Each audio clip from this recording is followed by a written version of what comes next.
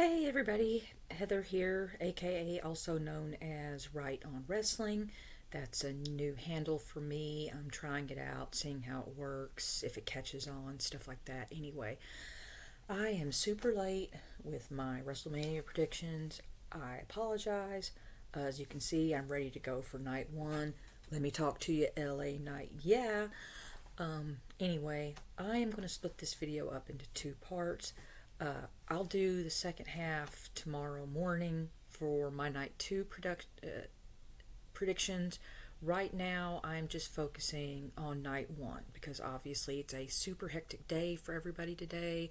I know a lot of people are going to be watching Stand and Deliver this morning. It starts at 1 o'clock Eastern Time, be 12 Central for me. It's a pretty solid card. I haven't really followed NXT as much lately as I should have, and I apologize for that.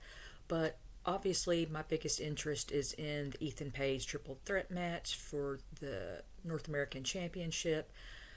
But anyway, that's not what I'm here for. I'm here for WrestleMania Night 1. Now, there's been a couple of changes, stuff that's been going on the last few weeks, Kevin Owens being out. Randy Orton still trying to find an opponent for tomorrow night. Like I said, that's night two news. Night one news, unfortunately, if we are to understand this correctly, poor Rey Mysterio got hurt last night on SmackDown. He was carried out of the building, or rather, he had to be helped up the ramp. He couldn't put weight on his left leg. We don't know if it's knee injury, ankle injury, what. But there's a very strong possibility that Ray could be out tonight. And of course, the easiest fix for that is let one of his tag team partners from the six-man match last night come in to take his place, aka Dragon Lee or Ray Phoenix. And my theory is if somebody does have to sub out for Ray, it's going to be Phoenix. I mean, it's a no-brainer, even though Dragon Lee's got seniority, has been there longer, probably needs the bigger push than Phoenix does, because let's face facts, Phoenix came in hot just like Penta came in hot, but we all know that already.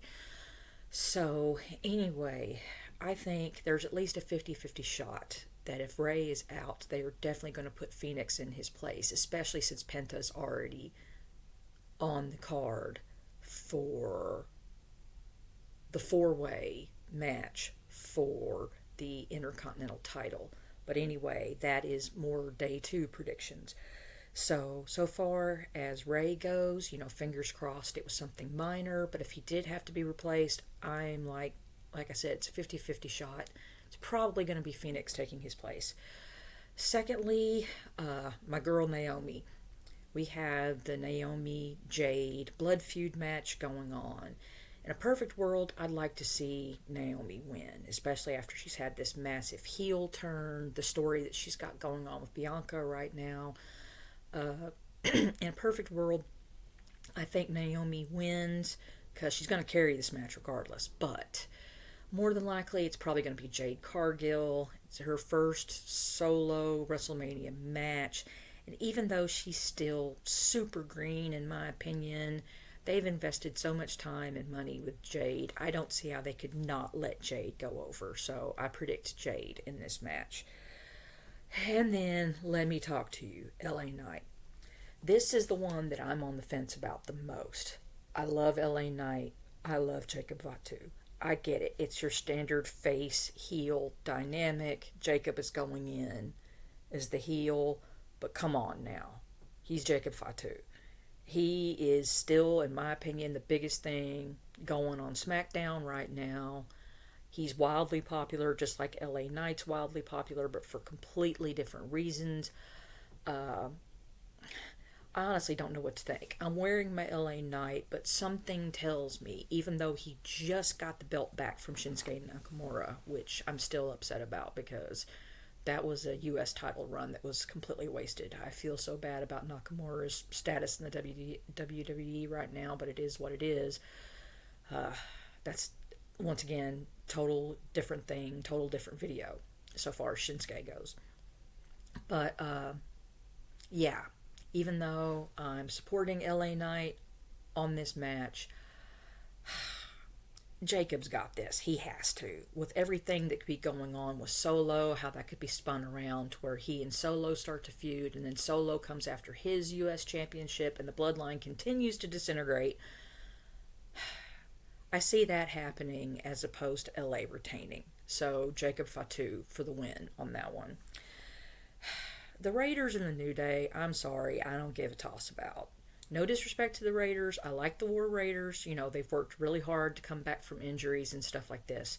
But they have gone nowhere. I mean, nowhere with the whole New Day heel turn. They've just kind of just sat there and they've kind of just floundered. You know, they haven't done a whole lot with the New Day, not as much as I would have expected so far as this heel turn went. They're just kind of floundering on Raw right now.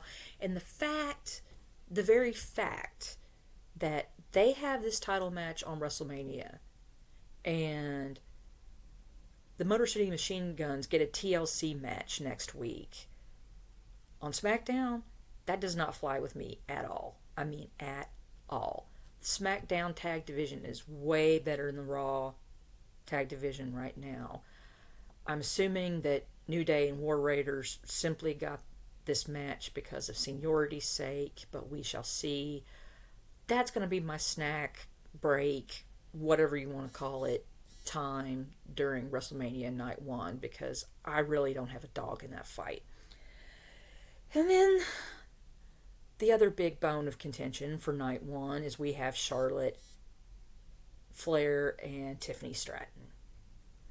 Everybody knows about how I feel about that. That's a dumpster fire of a match. Even though they're being more professional about it now, I still think Charlotte could slip up and turn this into a shoot.